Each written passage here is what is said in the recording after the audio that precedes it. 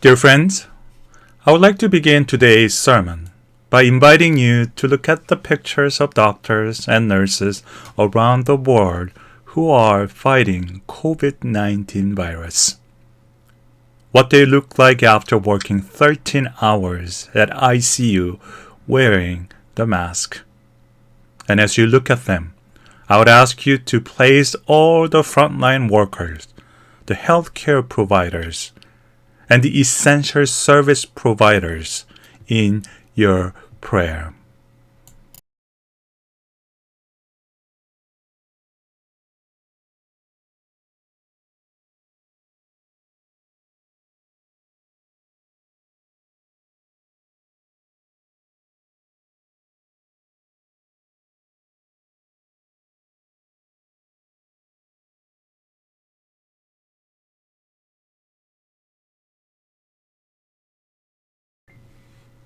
May we say the prayer Jesus Christ has taught us.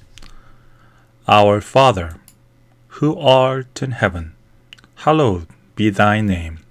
Thy kingdom come, thy will be done, on earth as it is in heaven. Give us this day our daily bread, and forgive us our debts, as we forgive our debtors. And lead us not into temptation, but deliver us from evil. For thine is the kingdom, and the power, and the glory, forever. Amen. People are suffering around the world. Some are sick, others are dying. Then there are those who are trying to help them. Some are losing their jobs. Others are losing their businesses. Then there are those who are working at dangerous places. They are suffering. We are suffering together because they are we. We are they. God is also suffering with us. That's the kind of God Jesus Christ has revealed to us on the cross. Today is Passion Sunday.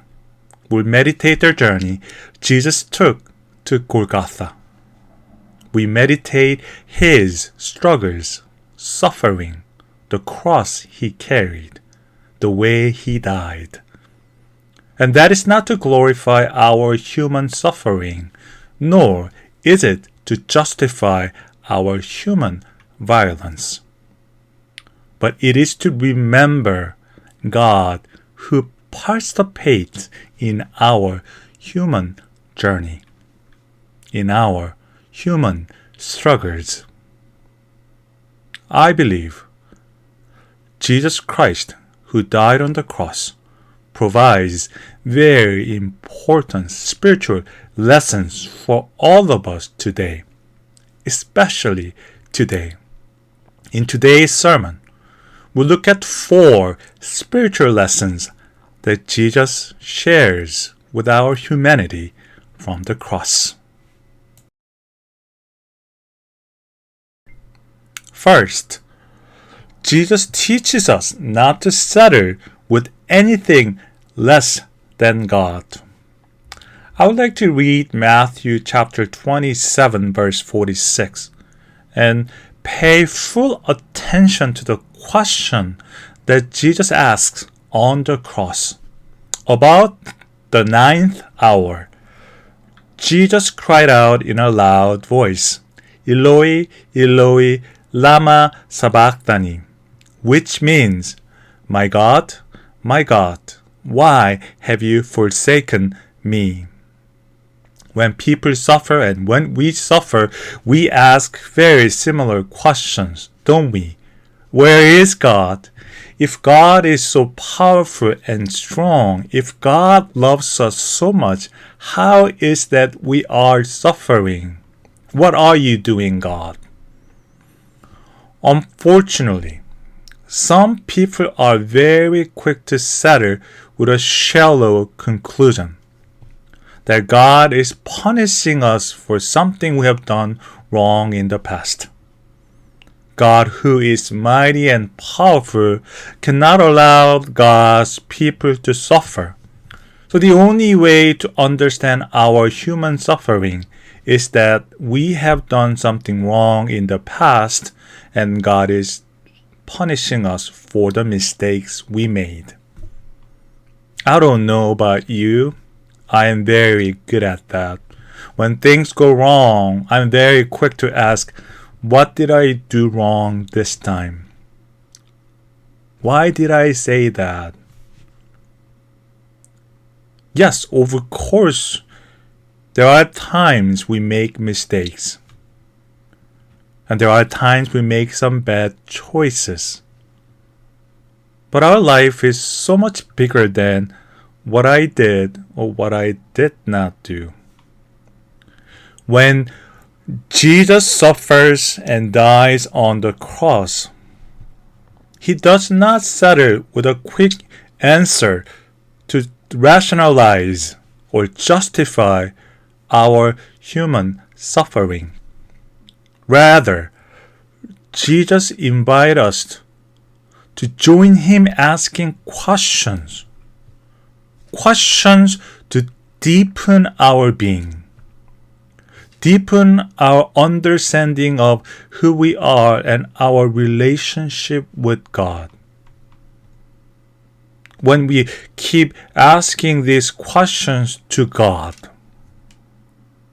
when we keep praying to God, we will experience the transformation of our questions in our heart.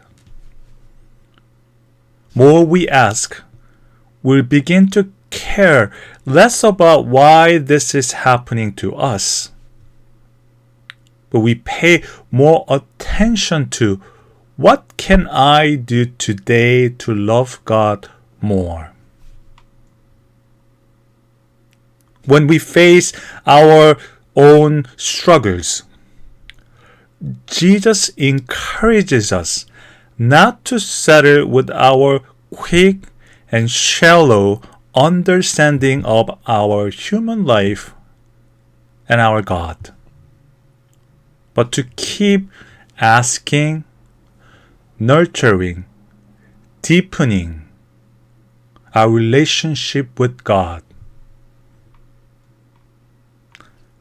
This is what God promises with the prophet Jeremiah and us, what God will do for us when we don't settle with our quick, shallow understanding of who we are and what we're going through.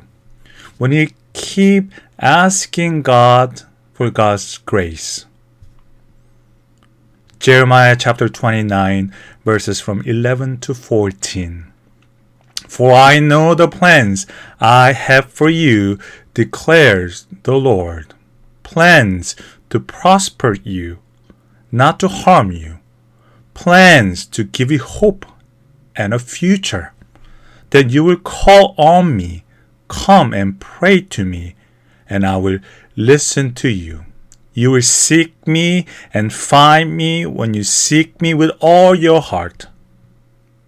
I will be found by you, declares the Lord. God promises with us that God will be found by us. So we are not to settle with anything less than what God offers to us. God offers us hope and a new future. God offers God Himself and herself. God offers hope and a new future. Anything less than that does not come from God.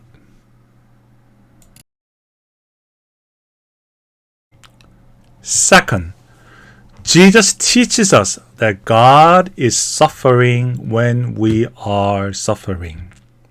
By dying on the cross, Jesus reminds us that when we humans are suffering, God is also suffering with us. God is not condemning, questioning or blaming us, but God is crying with us. God loves us even more. Romans chapter 12, verse 15. Rejoice with those who rejoice. Weep with those who weep. That's the way God loves us, and we are to do the same. I just talked to an elderly father who has a daughter in Vancouver, working as a full-time nurse at one of these hospitals that are treating the patients with COVID-19 virus. He feels for her daughter, that he wants to do everything in his place by listening to her, by praying for her, by doing social distancing. He is participating in her daughter's suffering. Unfortunately, you and I know that's not what people do always. We know there are some people who are not taking this social distancing seriously, using this time as their holidays, visiting here and there, not thinking about their action can put others at risk, putting pressure to the healthcare system where people are already suffering. I wonder if they had a family member who's working at a hospital or at a grocery store, could they still do the same? I don't think so. When others are suffering, we are to participate in their suffering. It is to lessen their suffering by sharing. It is to strengthen our unity and will, but it's not to glorify or rationalize our human suffering.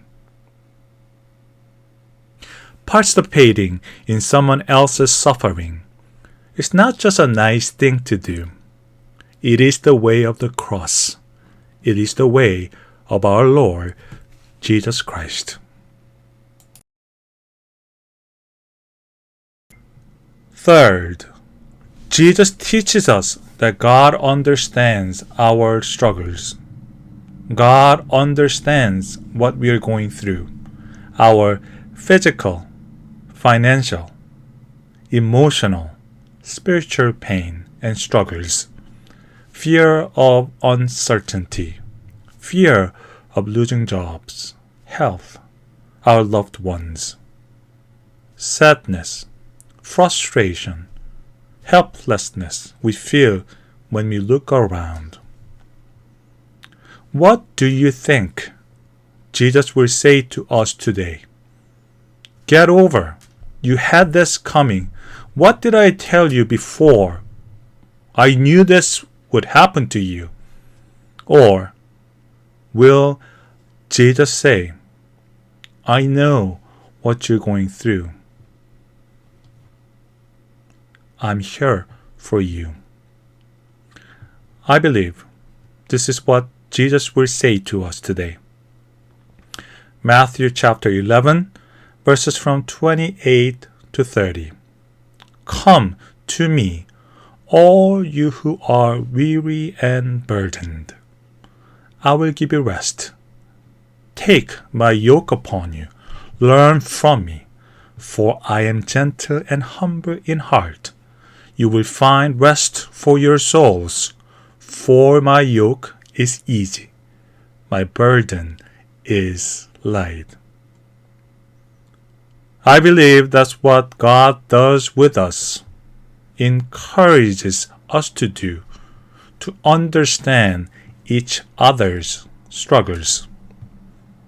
To understand each other's struggle is not to tell I know what you don't know, but that is to offer our humility, gentleness to each other by saying, I am here for you.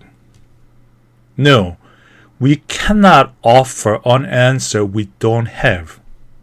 No, we don't know how long this crisis will last. No, we don't know what our society will look like. There might be many changes or no change. We may not be able to offer an answer, but we can still offer our humble, gentle presence to each other by saying, we don't know what is ahead of us, but it will be okay because all of us will do our part to start again. I will do my part as a pastor, as a father, as a husband, as a brother, as a friend, as a citizen of this country that I'm very proud of, and as a member of our humanity. I will do my part, and I know you will do your part. And God will be there for us. God is with us. God is doing God's part for us.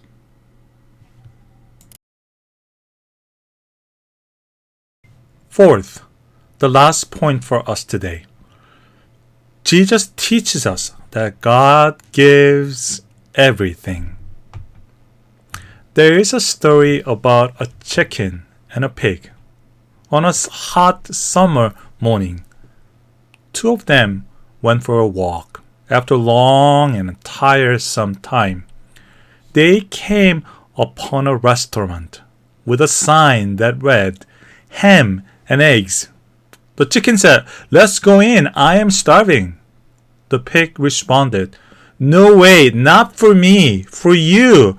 It's merely a question of involvement, but for me, it's a matter of total commitment." When Jesus died on the cross, He gave everything. He gave everything to God, to us, to His life.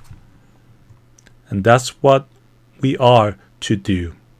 To give everything. To give 100% to God and to our life. To love God, to love others, to live our life fully. Not just once in a while. Not just 50%, but always and everything. That's the kind of love, the kind of life Jesus shared with our humanity. And we are invited to do the same. To give everything to God and to our life. Once again, God is not asking us to give what we don't have, but to be alive always. Meaning, no more hiding, no more pretending. No more putting others or ourselves down. No more worrying about when one person does not like you. No more pursuing things that don't matter to us at the end. No more getting upset with petty little things. Yes, we'll make mistakes again and again. But we'll keep giving everything to God, to our life, even our shortcomings, even our mistakes, we'll give to God, because that's the way of the cross. That is the way of our Lord Jesus Christ. Dear friends, thank you for listening today. Hope you have a safe and meaningful week. May we close our time together with blessing. May the power of God strengthen our inner being. May the Holy Spirit dwell in our hearts always. May our life be deeply rooted and grounded in God's love. May the love of our Lord Jesus Christ, which surpasses our human knowledge, protect us, give us hope and a future. Amen.